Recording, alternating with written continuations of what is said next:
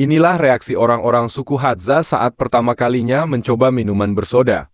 Suku Hadza adalah suku pedalaman Afrika di Tanzania yang terbiasa berburu dan meminum air langsung dari tanah. Orang-orang suku Hadza tentu tidak tahu apa itu minuman bersoda. Bahkan saat melihat botol minuman bersoda, mereka bingung dan beberapa dari mereka mencoba menggigit botol minuman itu karena tak tahu membukanya.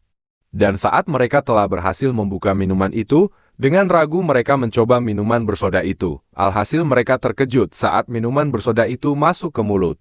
Tapi meskipun begitu mereka menyukainya. Hal ini tentu sangatlah wajar karena mereka tidak pernah meminum minuman bersoda.